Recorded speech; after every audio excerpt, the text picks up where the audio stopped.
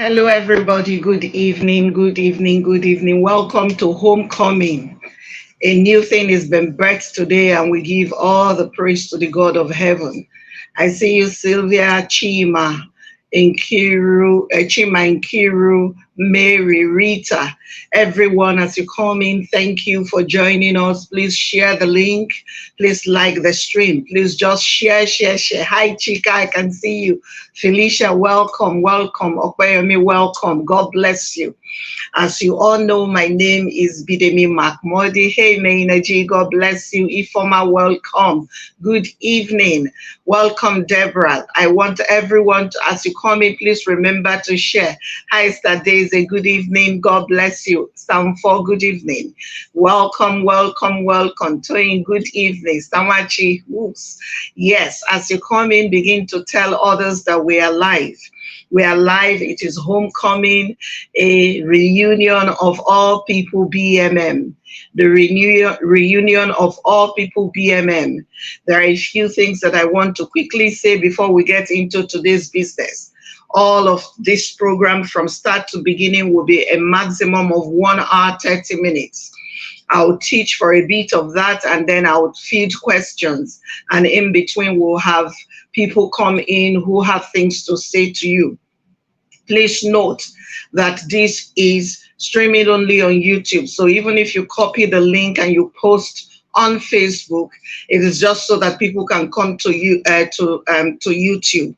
So please do that. I'd appreciate if you shared it. Call your brothers, call your sisters, tell them it is time for homecoming. My name is BIDEMI Mak-Mordi, and my life work is to help you become. There are many things I can tell you about me, but I'll rather show you who I am and the things that I'm called to do. So today is homecoming, and we are looking at the subject matter of gifts and talents. Your gifts and your talents. We're looking at them and we're asking ourselves, so what are your gifts? What are your talents? Are they good? Are they bad? What does it take for a gift to be good? What does it take for a talent to be bad? Those are the things we're going to look at today. Do you come from the shop with a good talent, or you come from the shop with a bad one? What exactly happens to determine what the value of your gift or your talent? All of those things, I'm waiting for you to share the link, like the stream, so that others can come. So I'm waiting for you to do that. It's going to take you a bit of time, I know that, and I'm waiting for you to do that quickly. As soon as that is done and people come in, I'll begin to share with you today what I want to share with you. So please call your friends, tell them to come in.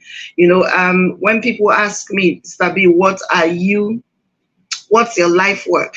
I say to them that I am a kingmaker, and I'm called to help you become. So this evening is another opportunity for me to activate some of you, for me to jumpstart some of you into the place where you begin your journey of becoming.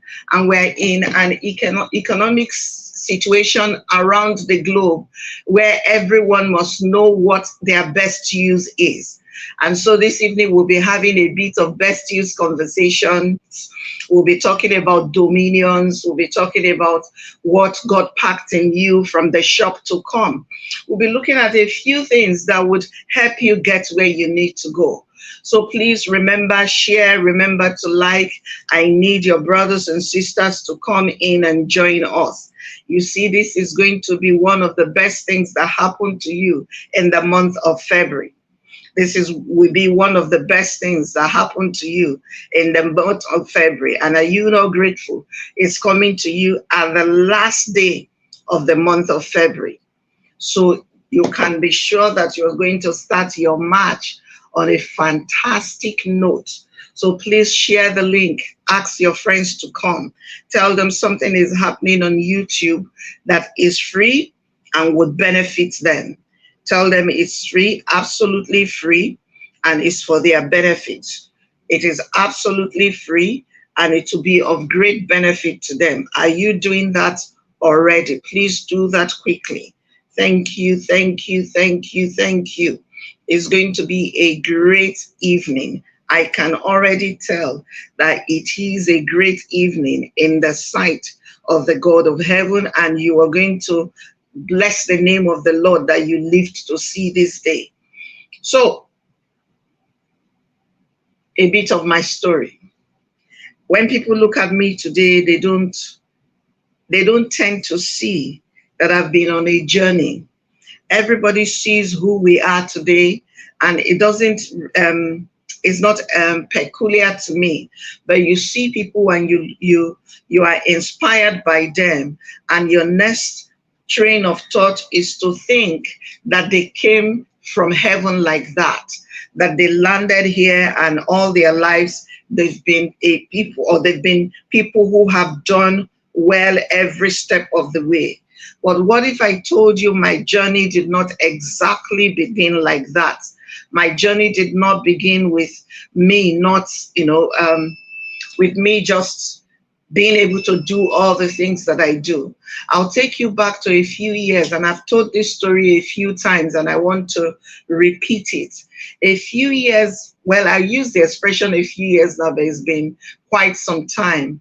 I was that person that every August, as the month of August begins to come to an end, you find me in a slump. And that slump always starts with, I start to review my year. That is in September, I start that early to review my year.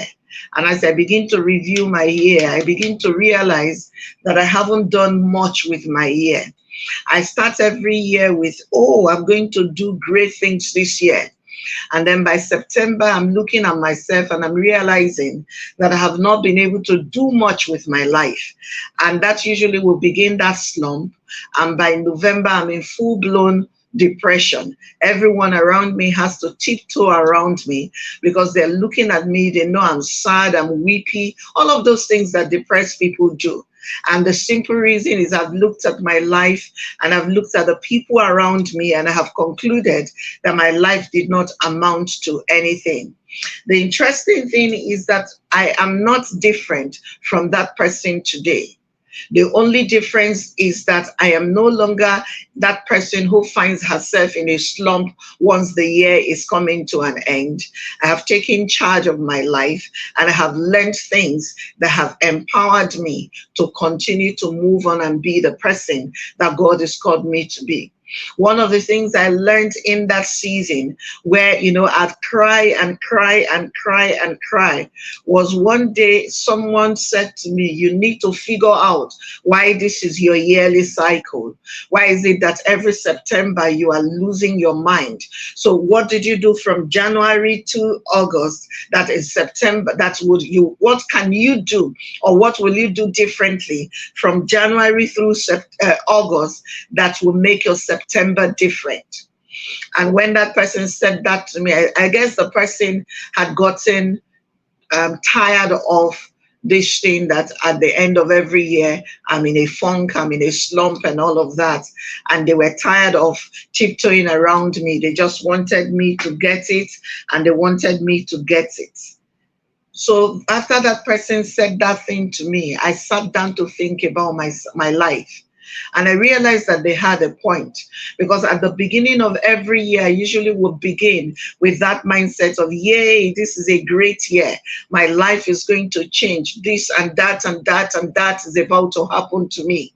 And then I end up not being able to do anything with my aspirations, with all the plans that in my head I made. And by September, I'm in depressed mode. So one year I decided that I was going to do differently. And what I did differently was to find out for myself. I had to ask myself some vital questions. And the big question I asked in that season was, what is it that is stopping you? Because it's not that I do not have aspirations. I had aspirations. I just did not know how to translate those aspirations to reality. I couldn't execute, even though I had plans. So I had to ask myself, why is it that you find it difficult to execute? What is it about the way you're doing life that is making it difficult for you to deploy your gifts and do the things that you want to do with your life? The first thing that I realized was that I did not take seriously what God had endowed me with. That's where we are going to start this conversation from this evening. I did not take seriously what God had endowed me with. I had looked at my gifts, I had looked at my capacities and my abilities, and I had drawn one conclusion. What was my conclusion? Not good enough, too simple, too small, not powerful enough, not a good gift, not a great gift. And because I looked down at what I had been given, I couldn't do much with what I had been given. The question is, what was I given? What was it that God had endowed me with? What was it that was an easy gift that I had that I didn't think was good enough? And it was the gift of words. At that point in my life, and for all of my life, I don't think that the gift of words is a gift that I'll ever give up. The capacity to take words and put them together and they will make sense. That was my gifting and that was my journey. But I had always looked at the gift of words, and I'll look around me and I'll say to myself, not good enough, not big enough, cannot deliver anything positive. Especially because I also had people around me who said to me there was nothing special about being able to use words. Because think about it, everybody else can speak. So what's the thing about my own life that makes me think that the capacity to string words together was anything special that anybody had to carry on their head? And why on earth did anyone think that that was enough to bring them to a place of fulfillment? Let's not even talk wealth yet.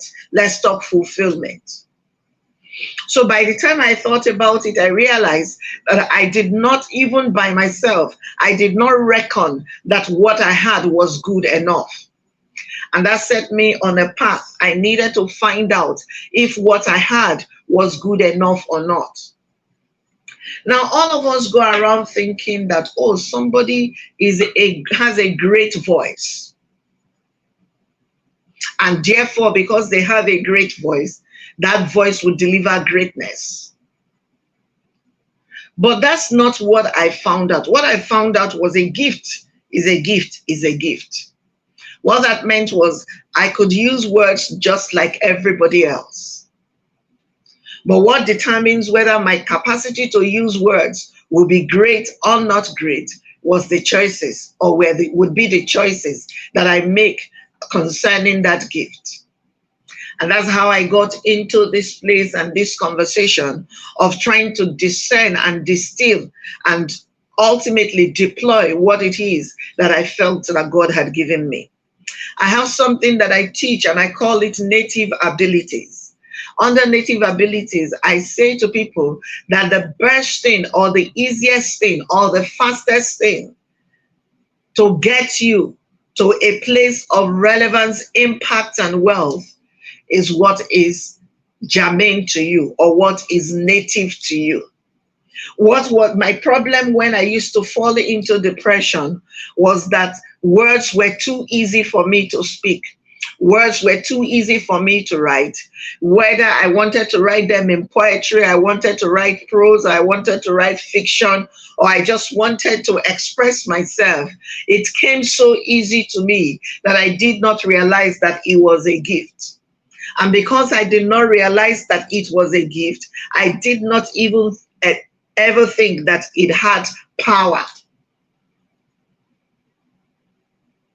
Every one of us, if you look at the Bible, you know, I'm a Bible teacher amongst many other things, yes? So I'm going to come from that place of a Bible teacher to say to you that when you look at your Bible in Genesis chapter 1, in verse 26, when he said that God gave man, you know, God said, let us make man in our image and after our likeness and let them have dominion. It was God's voicing or verbalizing or vocalizing the fact or the plan that he was going to put a species on earth who were going to be endowed with the things with which they can rule the earth. And so I call that your first dominion.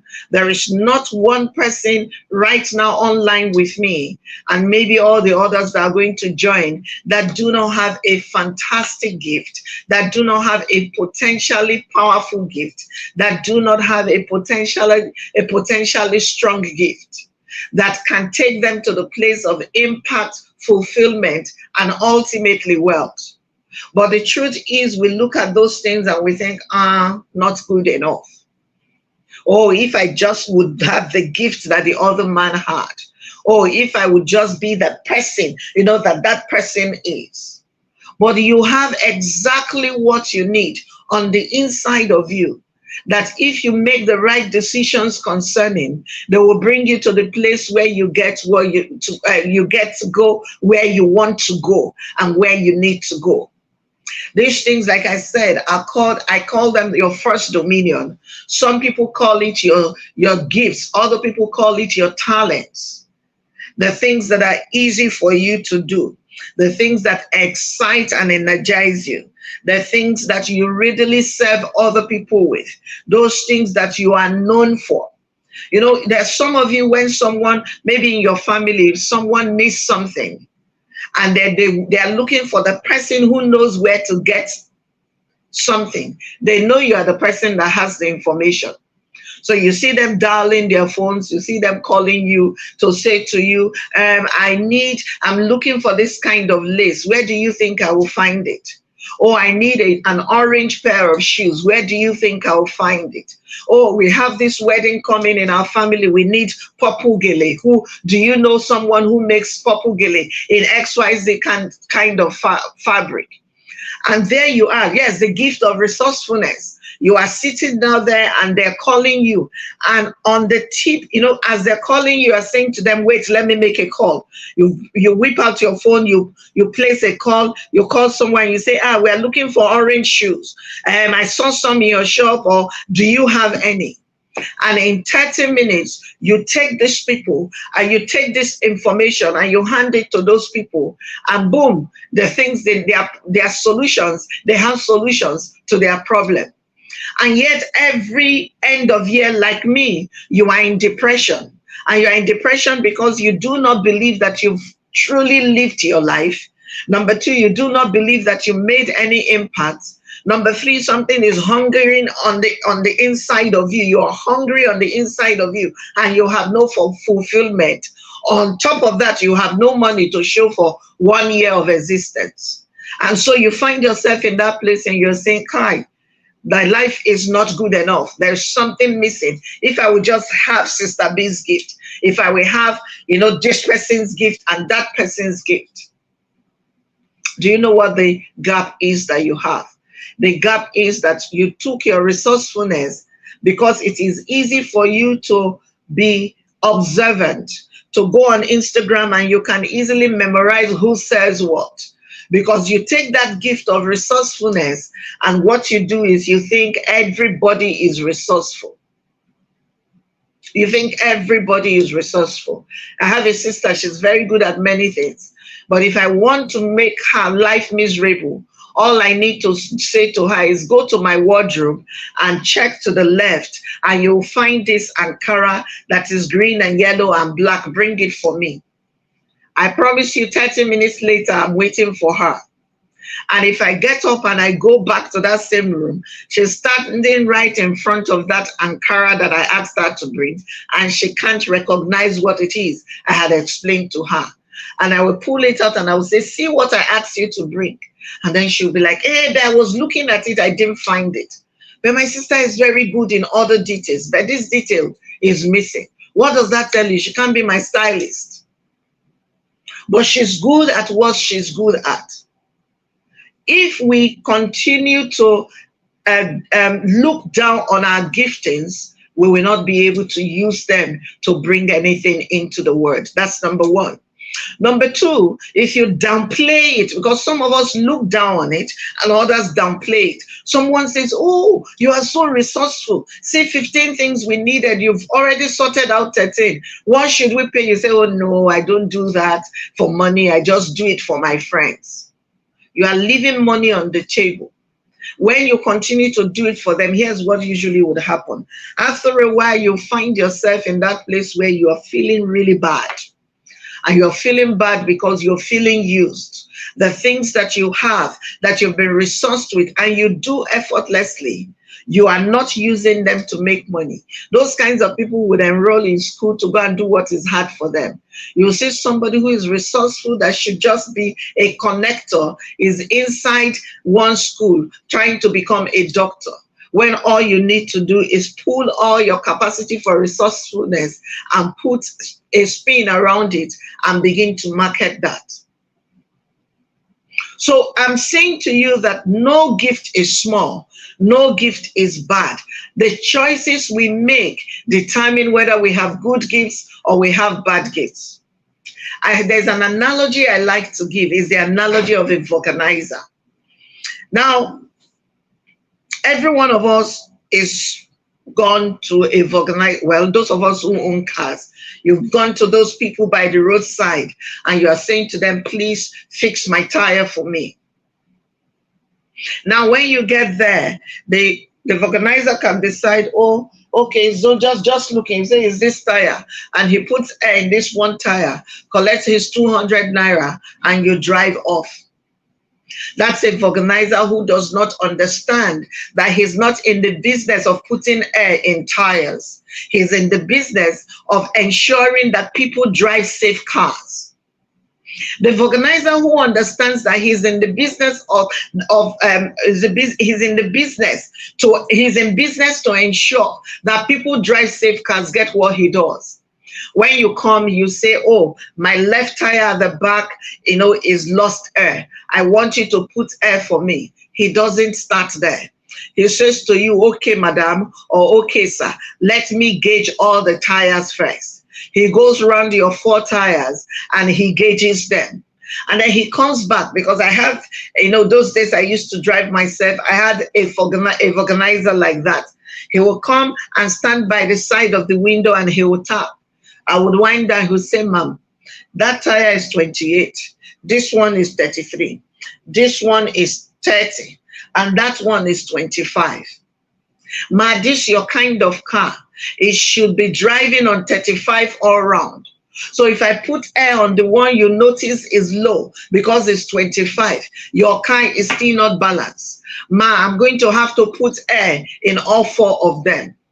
Now, he has told me something without saying. He has told me that I'm driving, if he puts air in one tire and I drive off, I'm putting my life at a risk. That's what he said to me without saying it to me. What do you think I will do? I will say to him, put air in all 4 tires. When I drive out of that, or out of his shop, guess what happens? He's earned 800 naira when he should have earned 200 naira. Because he knows he's in the business of keeping me alive. Drivers, for instance, you are a driver and every day you keep waking up and all you do is you toss and you turn. And you are saying to yourself, one day I will find a great job. One day I'll begin to do something else. And that's the conversation you have in your head. Do you know why? It's because you do not understand what your job is. As a driver, your job is not to move a car from one place to the other. The gift or the skill you have is to ensure that your passengers arrive at their destination safe. So what you're selling is not just a driving skill. What you're selling, you are a safety officer, because every time you are behind the wheel, anyone sitting in that car, their lives are in your hand. No gift is too small. No gift is too big. And no gift is inconsequential. Your gifts are what I call value neutral. They are just gifts until you decide that they will be great gifts or they will be good gifts. If, like the first vulcanizer, you decide, I'm just here to put air in tires, The driver who doesn't know your profession will drive up and say to you, put in the left. You put in the left and you leave. But if you know that you are in the business of keeping people safe, when they come, you don't take their word for it. I've been at a vulcanizer when he took a look at my tire and said, ma, that's your tire for back. It don't expire. I said, because I didn't know at that point that tires could expire. Said, ma, he started to tell me, say, if you look at this edge, if you look at one thing, he said, tires have expiry date. I said, he said, ma, that tire has expired. What does it mean that my tire has expired? I said, ma, that tire fit box anytime. As you put up, in fact, if you park your car somewhere and it is sufficiently hot enough, the tire can disintegrate on its own. Not to talk if you are driving and you are driving fast. Omo, who wants to die? What did you think I did? Of course, I changed my tire quickly. He's an ordinary vulcanizer. That's what we say. But he's not ordinary. And the reason why he's not ordinary is even if he decided to become a vulcanizer because he liked the smell of tires, he took time to learn. And if he learned from the right boss or master, they would have taken him through. Before they teach him to put air in the tires, they would have taught him how to gauge tires. They would have taught him how to assess the health of tires. But when we drive into the vulcanizer's workshop, we don't think about safety. We just think in our mind, my tire has picked a nail. Can you just fix this one tire for me? So I will go. Sometimes when they even say to us, ma, you need to work on 2 other tires, in your mind, you quickly say, they want to take my money. Until they begin to have the life and death conversations with you. That's when you realize this man is not just someone who pumps tires. He's someone who is responsible in this moment for my safety in another moment. Does this make sense? So the moment I answered the question for myself, that the reason why I found myself in a slump towards the end of every year was because I did not appreciate what I had been gifted. I made a decision. My decision was to find the power within my gift. But it's the gift of words, yes.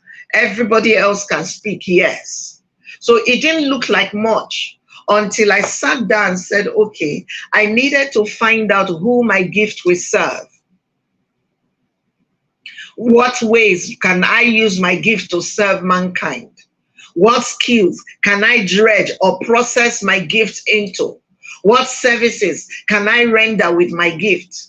And all of a sudden, powerless me from September through to every December ending every year became someone who was potentially powerful. I had not done anything with my gift. The only thing that had changed was I now could see that I had something that could become something of value to another person. So what did you think that I did? I started to learn. I started to read up on what to do with words. I realized that I could write books. And at this moment, I've written 25 books, authored 25 books. That's the same me who was always sad and depressed is an author of 25 books. Think about it.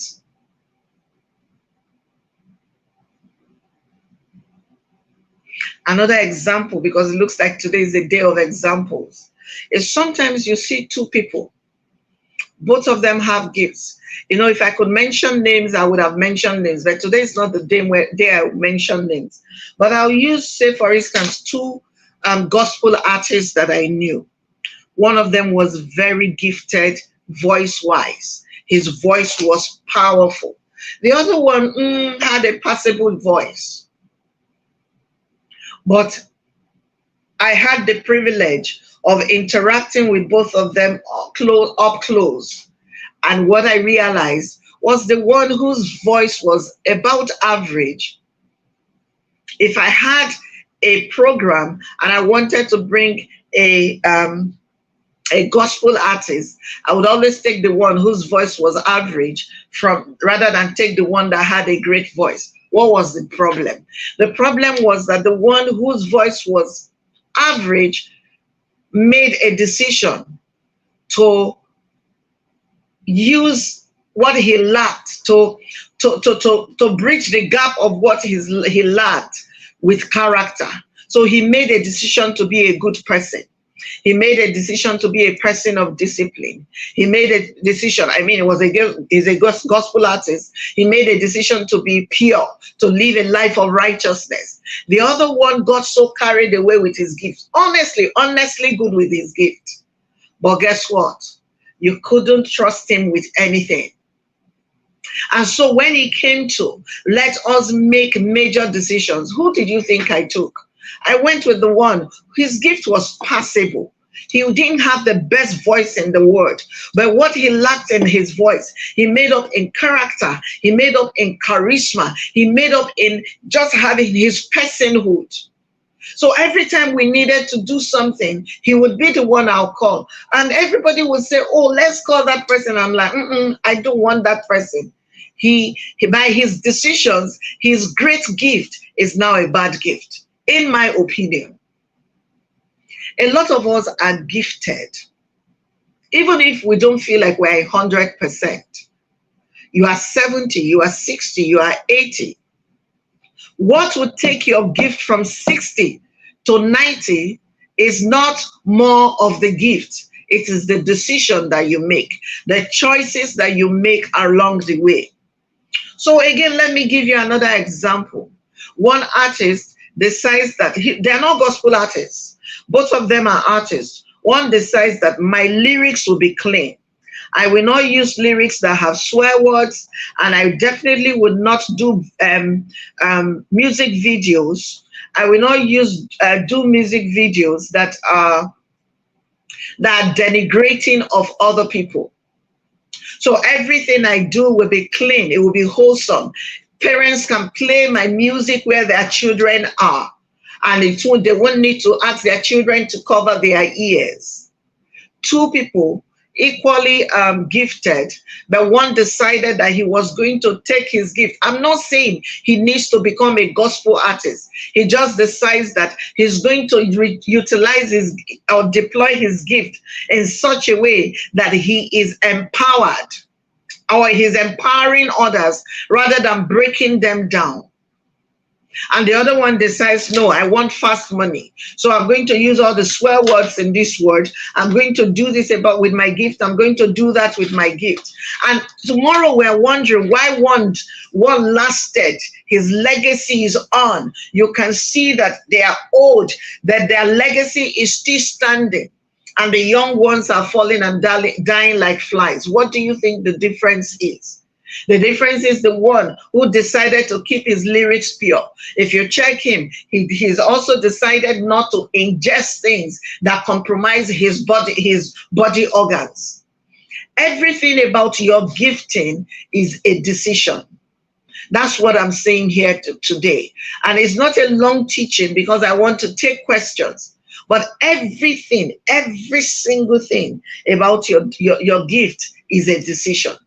If your gift will be a good one, is the decision you make, the choices you make on a consistent basis. If you decide to go to school to learn, is the choices you make. If you decide to go to be in a group of people, the choices you make determine whether your gift is good and bad.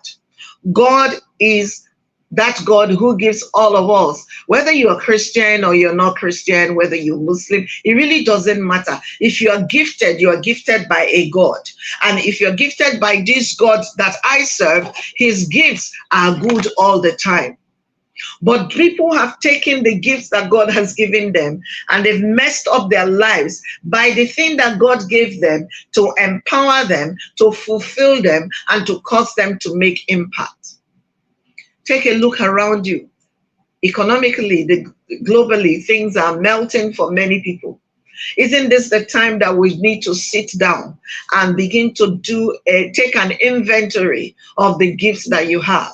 This is the time to take an inventory of the gifts that you have, and then back each one of them with a decision. Say, this gift, I decide by this gift to do X, Y, Z. I decide by this other gift to do X, Y, Z. It is the day for you to make those decisions, because that's about the only way that you get anything done that makes a difference. It's about the only way you get anything done that makes a difference. Does this make sense? Is someone with me so far? So when you think about this thing that I'm saying to you, I'm saying to you that you can be great in the things that you have been endowed with if you make the right decision. Yes, I know that there are things like your first influence, that is who your parents are, who were your guardians, the people who inspired you early in life, in your formative years. They have an impact in what you may decide. They may have an impact in what you decide to do with your gift.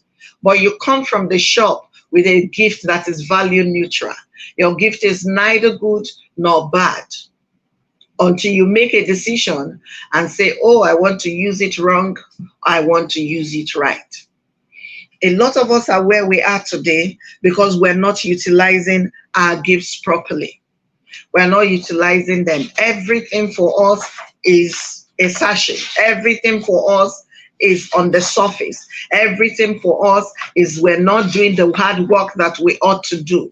We're just trying to pretend that we know what we're doing. But the truth is, we do not know what we're doing. And because we do not know what we're doing, or we haven't intentionally determined what we're doing, we find that we're not getting the work done properly. Does this make sense? So value neutrality is a principle that directs us to keep our emotions and biases in check when dealing with certain situations. It says, look, someone can sing. You don't look at them and say, oh, this one can sing good songs. Any voice can sing any kind of song. Your job, when the gift is yours or in your children, is to guide them or guide yourself to say, look, make the right choices. From something as simple as where you go to school, who will be your friends, who are you going to be rehearsing with, can determine how ultimately you deliver your gift impacts the word or does not impact the word. Does this make sense? Reporters, judges are a couple of professions where value neutrality is demanded. Value neutrality, if you're a judge, you can't take sides. If you work if you are, well, supposedly, if you were in those days when journalism was journalism, you are not allowed to take sides. You just report the facts and allow your listeners or your audience make their decision. The way life is set up, we come from God with power embedded within us. And this power that is embedded within us manifests as gift, talents, and some of us call it potential. And this forms the seed or the bedrock of the success or otherwise that we can become. Even better news is that this is not something a select people enjoy. Every one of us has an endowment. And every one of us comes from God. Nothing is good, nothing is bad. I take you to the Bible and you think about the account of Gideon. Gideon was a man who was, if you remember when the account about Gideon opened, he was threshing wheat. The Bible said he was threshing wheat in a cave. He was fearful. Because in his mind, he had determined that he was the least of his father's house. His father's house was the least of his tribe. His tribe was the least of the nation of Israel. So he had capped himself and his ability and his potential and what he could do. And he had determined that all that he's doing is cave-like. He couldn't, in his mind, his play space was not beyond the cave. But then the angel of the Lord showed up And this same Gideon, who could not see himself beyond threshing wheat in the cave, was the same Gideon that God sent with 300 men to go and fight 143,000 men, and he won. The same Gideon that was so fearful that he took wheat and went into the cave and started to winnow it just to try to get the seed out of the chaff, which was not exactly effective if you are doing it in the cave. Is the same Gideon. By the time he saw himself, he was reintroduced to himself. This became the same Gideon who became that Gideon who went to war. He had picked 30,000 men, and God told him 30,000 men are too much to fight 143,000. God said to him, take them to the river. First of all, tell them, whoever is afraid should go home. Many people left. And then he took the rest of them to the river, and he applied the test. Gideon was left with 300 men. 300 men. And 300 men walked. Does this make sense? 300 men walked. He came out victorious. What was the difference between this Gideon and the other Gideon?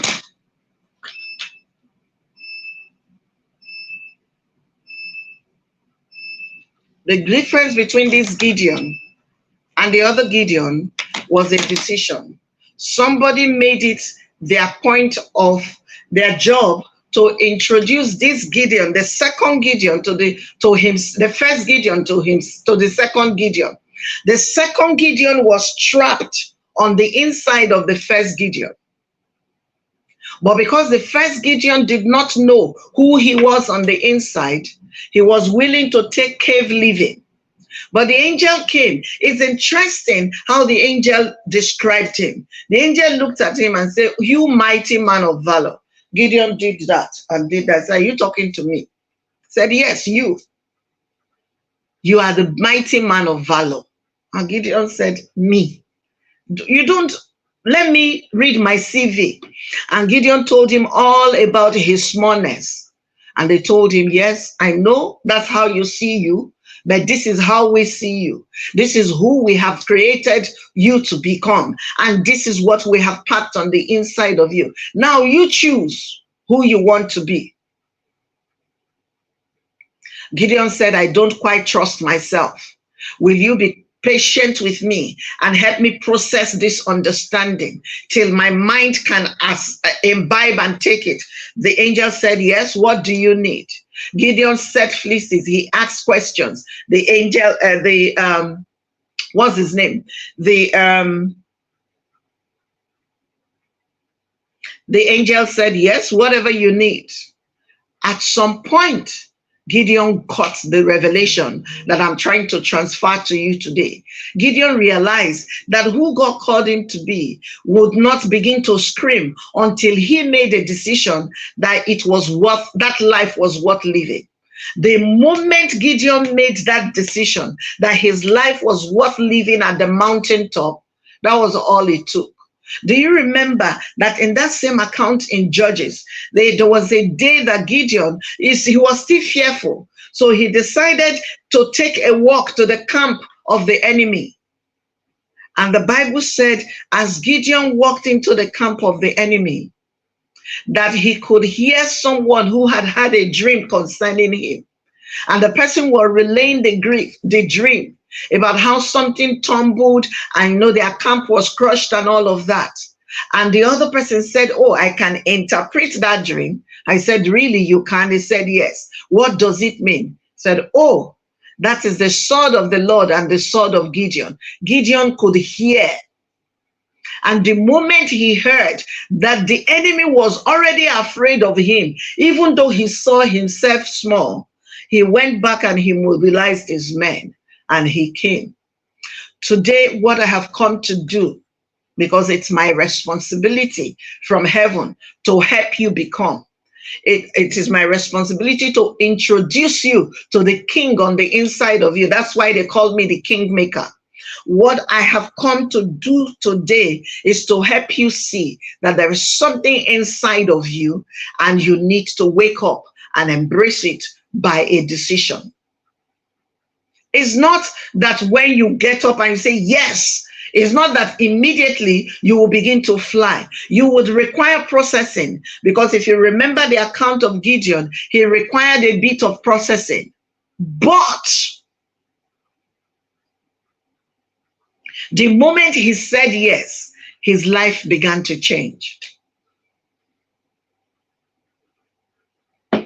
His life began to change. We started to see that with his decision, he submitted to the processing.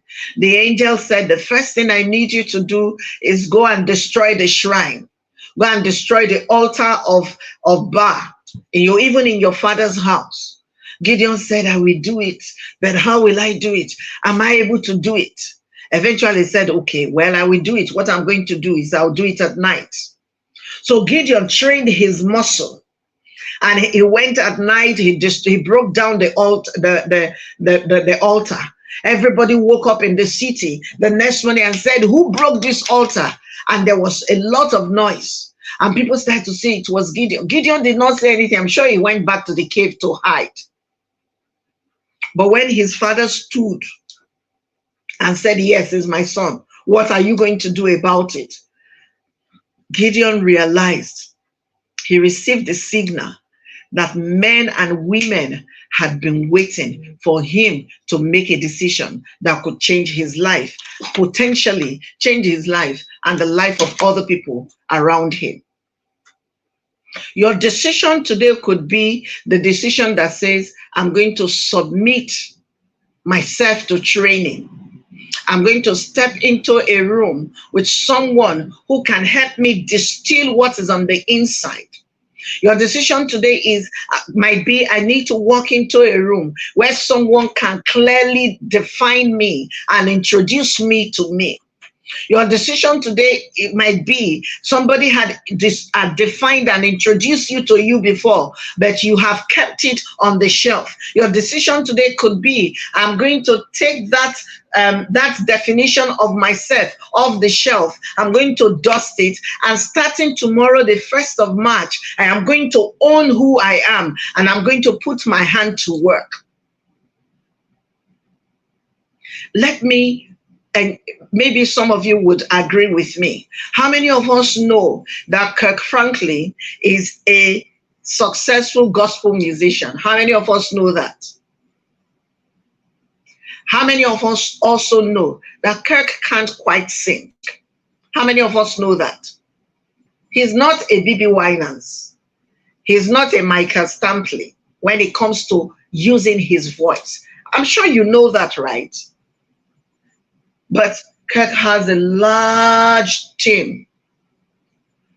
All of them are singing. Kirk is jumping and he's throwing one word here. What did Kirk do? He decided that even if I cannot sing well, I have an idea about how to do the business of gospel music. So he said, I may not be gifted in the singing proper, but because I know why, I can gather everybody who knows how. John Maxwell, my mentor, because I'm a John Maxwell trained coach and mentor, said this. He said, the one who knows why would always be the boss of he who knows how. What Kirk Franklin did was he knew why that kind of music was required. He knew. And because he knew why, he gathered everybody else who knew how, but didn't have a why. So the next thing I'm trying to help you see is if you know why, you should get up from where you've been hiding. If you know why you should come out of the cave today and put your gifts, into processing and ultimately on display. If you know why, your life is about to change. By this time in September, you are not in a funk and in a slump. But everybody, by August will be waiting for you, like they will be waiting for me those years, for you to say, for you to begin to hiss and sigh and not want to get out of bed. Everybody will be waiting for you, would be waiting for you in September to tell you, Bele, your time will soon come, and just disappoint them this September and say, nobody is going to be telling me, how are you doing? Because I'm going to take this decision today, and I'm going to step into the place of my true identity, and I'm going to live from my why. That's all that you need. Is the first step. Is the first step of all the things that you need to do. The first step is make that decision. Nobody is going to pity me in August. Nobody is going to pity me in September. Nobody is going to pity me in December. No one is going to pity me. From this moment on, I'm taking my life by the horns. I am not the worst person, put on the gen. I'm not the worst person on earth. I am going to stand and do what I need to do. I'm going to go to school. I'm going to get a coach. I'm going to get a mentor. I'm going to belong in a group. I'm going to go in for rehearsals. I'm going to do whatever it takes, because the power is on the inside of me. It won't cry. That's why Dr. Miles Monroe of blessed memory, he said that the graveyard is the richest plot of land around the world. That's what he said. He said the grave is the richest piece of land around the world, the cemetery, because a lot of people died with their gifts and their aspirations in those places. And why did they die? Why? They died because they refused to make a decision. So it's not the school that your neighbor went to that made him stand out. It's the decisions he made that made him stand out. Because there are other people who went to the same exact school as he did, and they're standing still. I promise you, there are other people like that. They are standing still because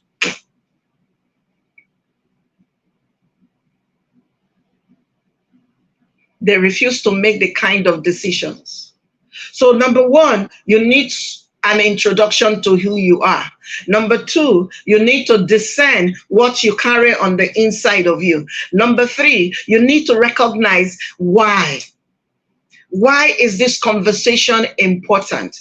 Why are we saying the things that we're saying now? Why is it that, you are feeling the slump? What is it that you need to do to get out of the slump?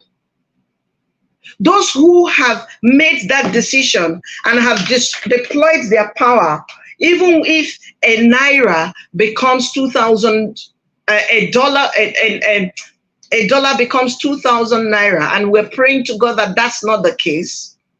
But even if that were the case, they will not beg, they will not borrow. Because here's the final thing I want you to see. For every gift that is on the inside of you, you can make money in 4 different ways out of it. If fulfillment is not enough inspiration for you, if impact is not enough inspiration for you, I am sure wealth is enough inspiration for you. For every single gift that you have, you can, if you dimension your gifts properly, you can make money 1, 2, 3, 4 ways.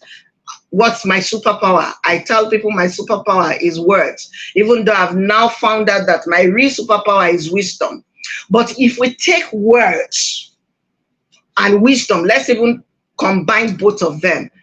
I told you that I've written 25 books. Just this week, we ordered a reprint of one of my books. Just this week. And I said to my print partner, I said, oh, that means that we're selling these books. He said, yes, now we're selling. It's beautiful when I wake up some days and I'm thinking, I just need 100,000 naira that I'm not going to dip into my hand into what I have there to bring out.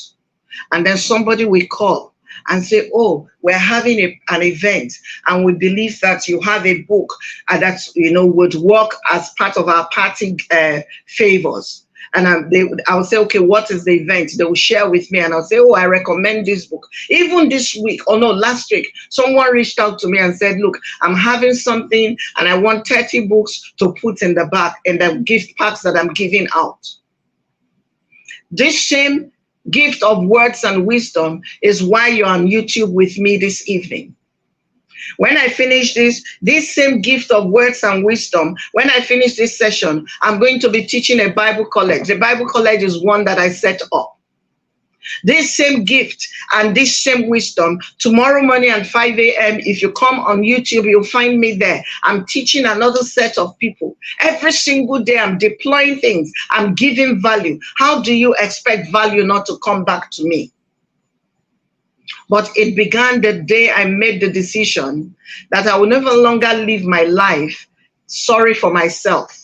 I'll no longer live my life feeling like it's because I come from a village in Edo State, that's why my life is the way it is. I'll no longer live my life feeling like it's because I attended a state university, that's why my life is the way it is. I'll no longer live my life feeling like it's because I studied English language and I did not study law or something exotic. That's why my life is the way it is. I had to sit down and say to myself, so what do you have? I'll close by sharing with you another Bible account. The account of the widow whose husband died and left her in debt. When she went to the prophet and asked the prophet and shared her problem with the prophet did not write her a check. Instead, the prophet said to her, what do you have at home? And she said, oh, I have one small cruse of oil. And the prophet said, that's all you need. What I need you to do is go and borrow vessels, and do not borrow a few. Go home, shut the door, and begin to pour your oil. When you finish pouring your oil, sell and pay your debt. There is a power on the inside of you. And if you make a decision, it can bring you to greatness. It can be the reason why you are someone that people will wake up daily and say, praise God, because you lived. And I'm challenging you today to get up. Don't sit down and allow, whether it's Aboki FS or Binance Finance or whatever they call themselves, to determine your joy levels on a daily basis. When you wake up, the first thing you do is you go and check how much is dollar today. What is that to you? The reason why you have the time to be scamping on looking for the news of what dollar is today is because you refuse to say yes to what is on the inside. What do you have in your hand? If you don't know how to distill it, come. We will help you distill it. It's what I do for a living. What do you have in your hand? Why do you need to get up? Who are you? Would you allow the Holy Spirit, or will you allow someone who can truly see you, introduce you to you? What have you been endowed with? All this and much more are the things that I help you go, distill so that you can become all that God has called you to be. That's why I'm excited about homecoming. Homecoming wasn't even my idea. It was someone who sat with me, Mr. Obafemi. I'm about to introduce him to come and share a few things with you. He sat with me for a couple of, maybe less than 2 hours. And he said to me, I think this is one of the things you should do. The reason why he could distill something like homecoming in 2 hours with me was because he could see the value. If you can't see your value, can others see the value that is in you? Because the moment you get to that point and it is done, oh my God, you come to a place of peace and rest. And by that, you will go many places. Like I told you, I was going to teach for about an hour. I didn't even think I'll teach up to an hour, speak up to an hour, I should say. But we're here now, so it's an hour later. And yes, I have Sam Obafemi in here, the octopus himself. Bros, how you doing? Good to have you, boss. And that was a powerful talk, powerful session. Good evening.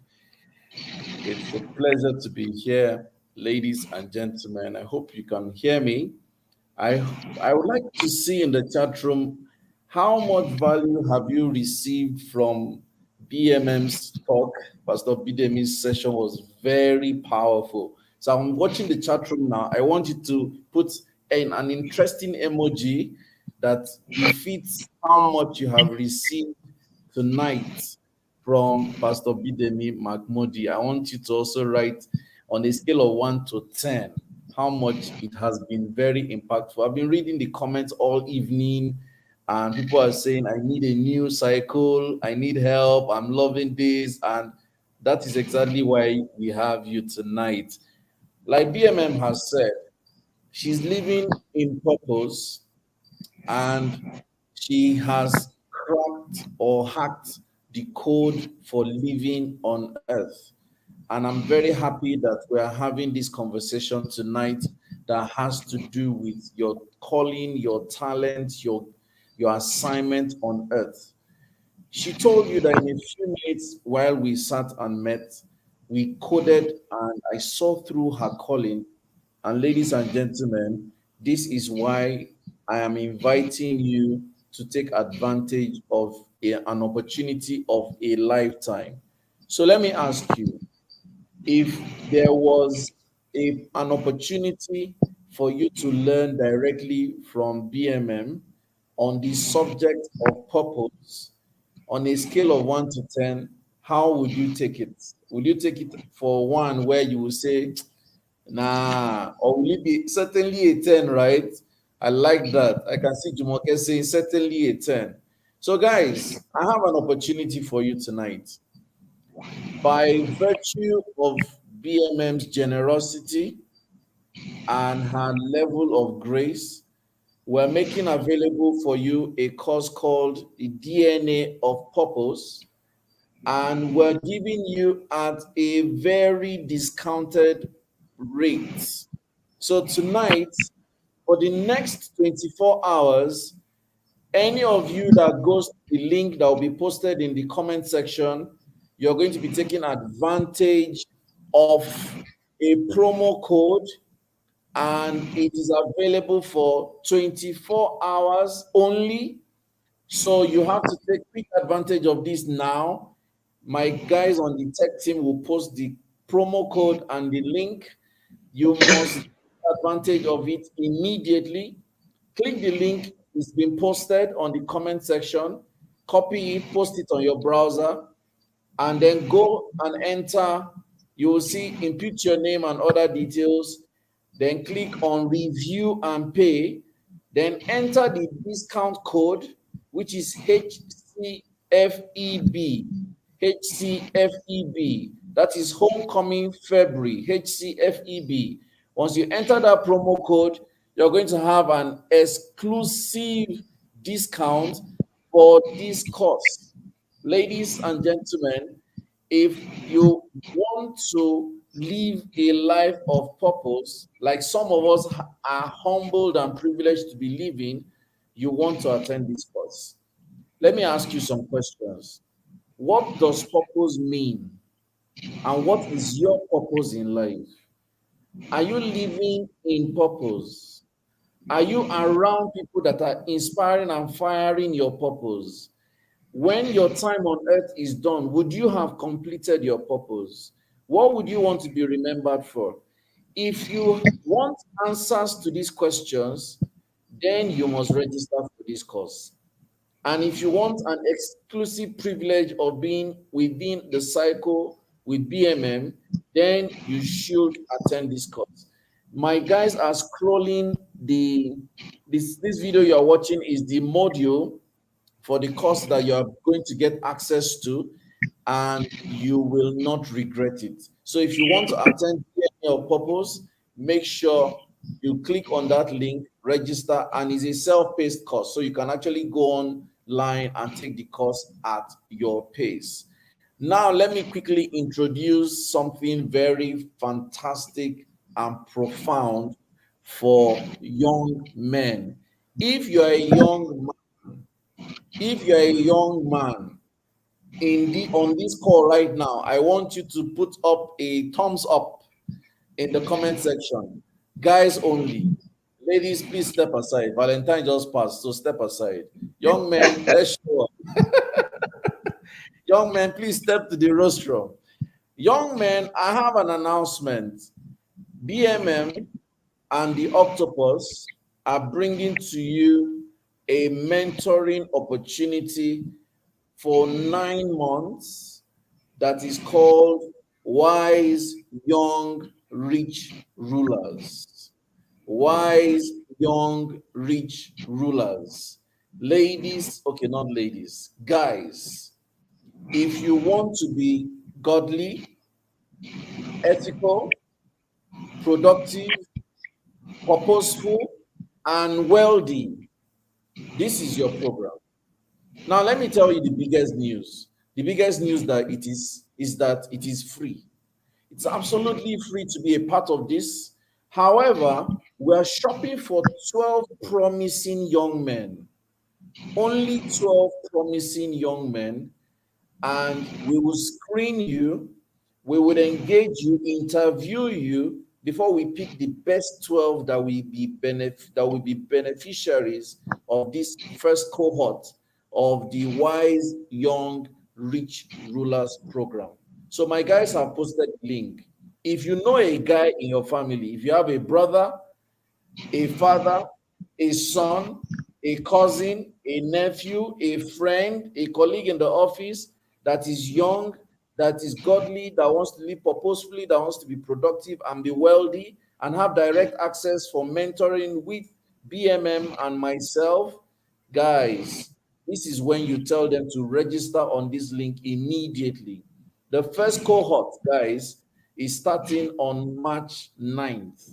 I'm talking about next Saturday, the Saturday after this Saturday, which is day after tomorrow, the right next Saturday is the first cohort. So you don't have all the time to ruminate and doubt and argue. Share this link on your WhatsApp status, share this link on Facebook, share this link on Twitter, share this link on Instagram, and get any young man to register because they just may be the lucky one of the lucky 12. They will thank you forever because by the grace of God, after 9 months, any of these 12 people, their life will never be the same again. The first cohort starts on March 9th. We are not placing a limit per se. It is the quality of the registration that will determine the quality that we're going to pick from the candidates. So if you just go to the link, you will see the details there. Let them fill the form. We're going to do a very thorough selection. And the 12 people that will join this cohort, by the mercies of God, would not regret it because their life will never remain the same again. So, guys, it's either you're taking the DNA for a purpose and the mentoring registration for guys. For ladies, make sure you are not forgetting to register for DNA of purpose. You really cannot not register. Let me close by saying this statement. I am grateful to God that I'm living a life of purpose today because early on, my eyes opened to why God sent me, to whom God sent me, and why I was sent. Why I was sent, to whom I was sent, and how I was going to complete the journey. And I have been privileged to meet very inspirational souls like BMM who are further helping me fulfill purpose. So I want to make this a challenge and a charge to you. This is not flattery, and this is not psyching, and this is not motivational talk. If your life must count, you should register for DNA of purpose. You should register for DNA of purpose. If your life will count, register for DNA of purpose. If your life will count, register for DNA of purpose because you will not ever play a sub game again. You will not play an average game.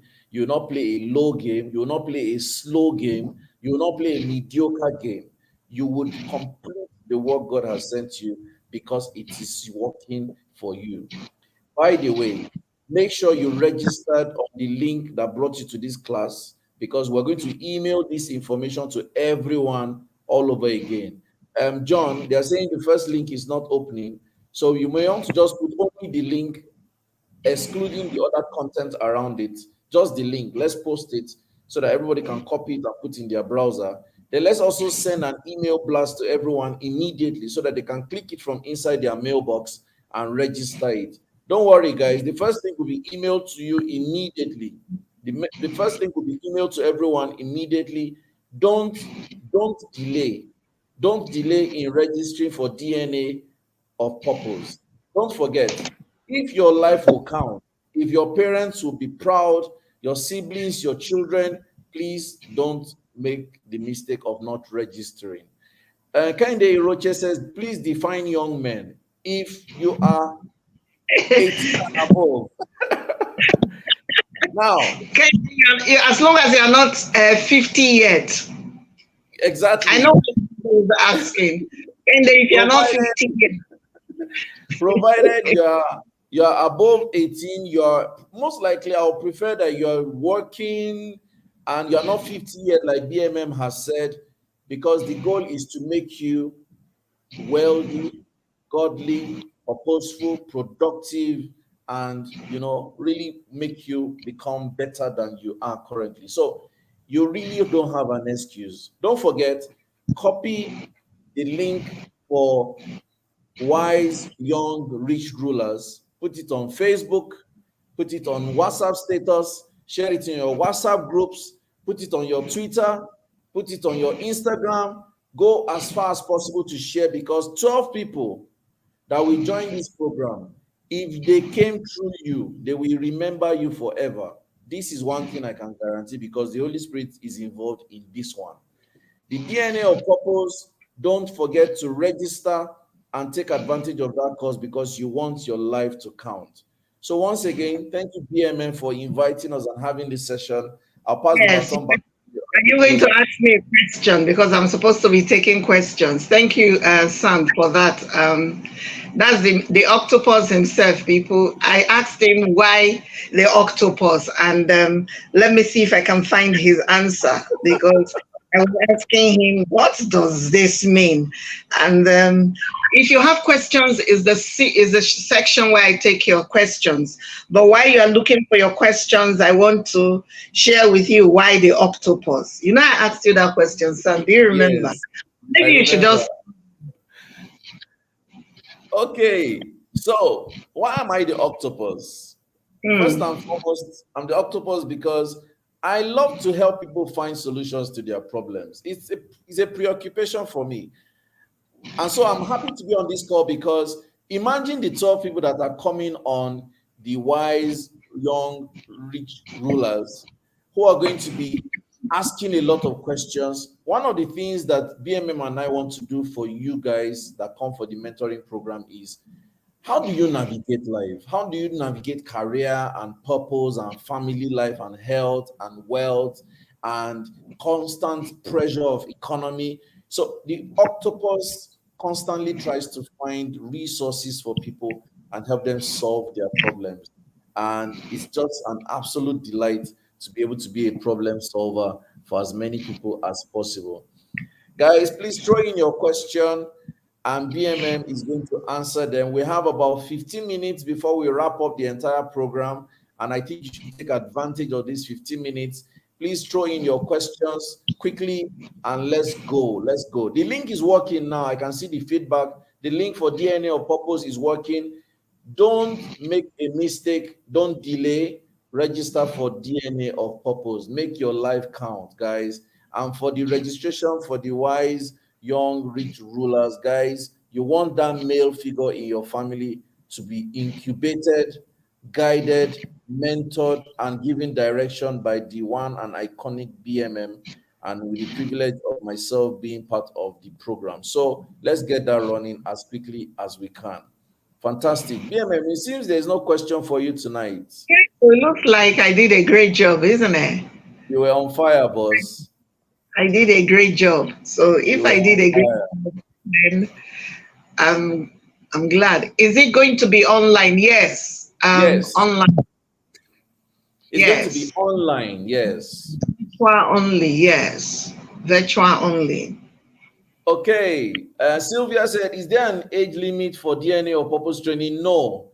The No, DNA or purpose training is, actually, yes, is the yeah, DNA or purpose we training. even have for children. We have for children from age 7, I think, to 16, and then we have for adults from age 18 upwards. So no, there's no age limit for the DNA of purpose, please. No. Because Fantastic.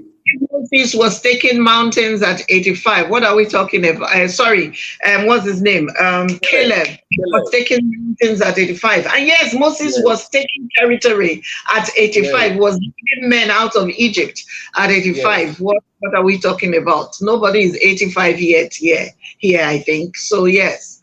No, how Fantastic. can you So, harness multiple gifts? How can you harness multiple gifts? It always makes sense to begin with what I call the leverage gift. The leverage gift is the simplest, the easiest, the cheapest. hmm, Once hmm, you work on the easiest, the cheapest, the fastest, what you will find is it would also inspire you to do the work of the other ones, because not all gifts are equal, yes? And that means that yes. some gifts require more work than others. So when I got to the place where I had to do this, I chose the easiest, the cheapest, the fastest. I didn't have a lot of money to do exotic things. I was talking to someone today, one of my mentees, and I was telling her that when I started to do videos, they were not good videos, but I was doing them anyway. And she said, no, but I met you doing videos in 2015 and they were beautiful. And I'm like, Wow. oh my God, what those videos, I wouldn't even watch them now. But she thought they were nice. But the point is, I started with the cheapest, the easiest, the fastest. Hmm, Because if hmm, it's cheap, if it's easy, if it's fast, you have results. And there is a yes. way that results get Low to hanging fruit. to further inspire and encourage and motivate you to do the hard work. So if you Yes, sir. want to start, I know I said four strings, and I know many of us are multifaceted in our gifting. Just begin with the cheapest, the fastest, the easiest. And once you do that, and people say, well done, you won't sleep again. You will wake up to do the next one, because there is Yes. a well done addiction that happens to us. For those of us who are living for impact, is, when people say, oh, you did so well, that night I can't sleep, because all of my juices are like that. And I'm thinking, what else can I do? It's not that I have an approval addiction. It's just that, yes, I have done well, and men have attested that I've done well. I want to do more so that more men can attest. So again, Kate, the easiest, the cheapest, the fastest. That's Wow. always where to start. If you have multiple gifting and you want to harness them, there is always the one that is your leverage that becomes your calling card. I hope I answered your question. Who's next? Questions? Powerful, powerful. My team has told me to tell everyone on this call that there is a gift waiting in your inbox. Make sure Wow. that you check your inbox. If we don't have your email address, the link on the chat section right now is where you should leave your email address. It is that link that ends HCFeb Gifts. HCFeb Gifts. So, guys, make sure we have your email address so that you can get access to the gifts that we've got for you for the month of February. And let me say before we go that this is a monthly series, so you should be on the lookout for the March edition. Always make sure you check your mailbox or check our social media handles. My team would now post all our social media handles on in the comment section. Our handle for Facebook, LinkedIn, Instagram, Twitter, and even our YouTube channel that is currently live. We're going to make sure you have them because you should be on the lookout for the March edition. So, just for us to summarize the things you are taking away today, one, there is a gift in your inbox waiting for you. If we don't have your email address, please click the link that has been posted and register your email immediately so you can get the gift. That's number one. Number two, if you're a male figure or you have a male figure in your family from 18 upwards, please help them register for Wise Young Rich Rulers on the link that has been posted. It is a free mentoring program, but we're going to do a very rugged screening because we're scouting for 12 people that we're going to take to the next level of their lives. So that is a very critical platform you want a male figure in your family to take advantage of. The third item is the DNA of purpose. If you want your life to count, make sure you register, and we gave you a discount, which is available by entering a promo code HC February in the link. So that is what you should do. Mark Price is saying, why is it for only male? That is the assignment we have. We Well, are guys, currently, because let me answer that. It's yes. because for the last 4 years or going on 5 years, I have worked with women, Mm. and the men will say, why not us? So this is the opportunity for the men to catch up. We've always done. Right now I have 3 cohorts of mentoring with women. So this is the first one with men, and I thought, yes, let's even bring it's beautiful because we will have masterminds, we'll have guest mentees show up. It's going to be 9 months of fun, intense work, but fun. And you can bet, and we're not just talking about wealth, we're talking about sustainable wealth. I like to always qualify it. It's not that you be a millionaire, it's that you become a sustained millionaire, not the one that today the money is dead, next week we're asking you and you're scratching your head, because it's totally principle based. There are things you will do every day, but the bulk of the work is principle based because all of life is parametered by principles. So that's why we're going that route. Sorry, Perfect. ladies, no millionaire journey for you with me this year. Maybe next year. Fantastic. So, unless we have an outstanding question, this is where I'm going to ask BMM to give us her closing thoughts as we wrap up on this call. Guys, don't forget to follow all our social media handles. Don't forget to register on those links that we have shared. Don't forget to make your life count by taking advantage of DNA of purpose, especially the promo code that closes in 24 hours. And of course, don't forget to register for your free gift, especially if we don't have your email address, because again, you're going to need that in the month of March. So, BMM, over to you, boss. Yes, I just want to say thank you for making homecoming with me. Please spread the word so that more people will join us for the March edition. We're going to be having fun like this. There will be editions where we come and there's no teaching. We're just having fun in conversations, and we'll pull our panel from amongst you. So keep it dialed on. What you can do is subscribe. If you subscribe to the channels and you add the email to your address book, then you would get the email and it won't go into your spam folders. Remember that I told you that every gift is great by a decision, or not great by a decision. So let's begin to do that, make those decisions. Remember, I told you that why, those who know how will always bow to those who know why. So your job is to discover why and not be running around with all the things that you think you know how to do. And finally, remember, I've told you and I'll say it again, there is a greatness on the inside of you. I do not want you to go many years like I did. Every August, you are losing your mind, you are depressed, you are weeping, you are crying, you are not sleeping, and all of those things. You are medicating simply because you can't see what your life is turned up in the course of the year. If you would just take advantage of just making a decision today, whether it's to join the DNA of Purpose course, whatever it is you do, that your first step can be, make sure you take it. What is not okay is that you leave this session today and return to business as usual.